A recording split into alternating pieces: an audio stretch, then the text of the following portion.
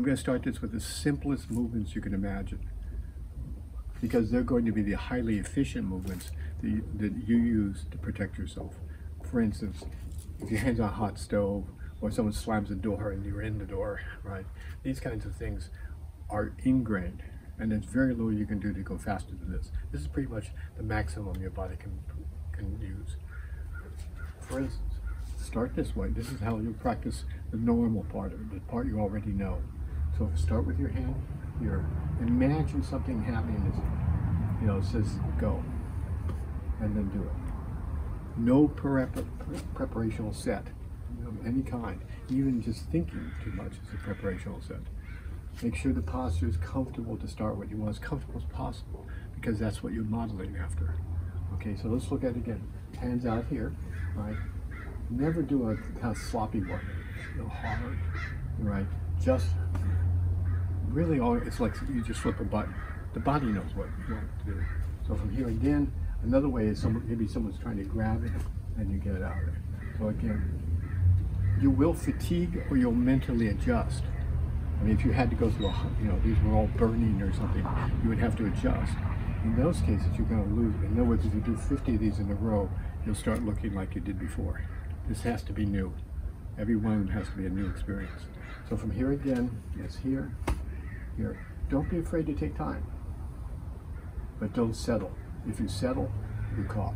Okay, so we've done the model, hand coming back. That's natural. All right. Now you're going to have a little imagination. You want to put your hand here, right? You got to do hitting. So it's the other side of the model. The model is pull the thing. This is hit. This you'll be even more familiar with. Hands down here, fire here, or anything like this, right?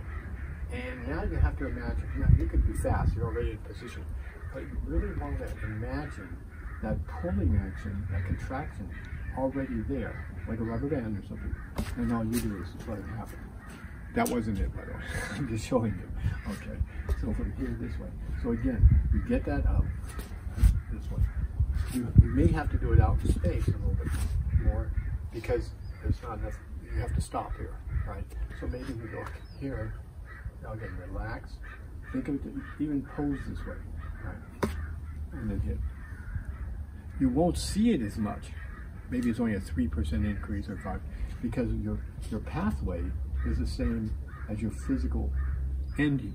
So it looks like you got here anyway, it doesn't tell you which way.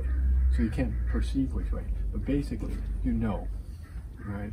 If you want to go further back, it's the same thing. That's often better, right? Give enough to actually say, oh yeah, I was being faster that time. So again, this is valid, right? Just that on its own. Someone grabs me, then when you go, and then back this way, right? Two distinct things. Remember, this is meant to be intuitive. The intuitive shape of the movement and everything else is the correct way. You can't beat it. You can't go faster than that unless you train special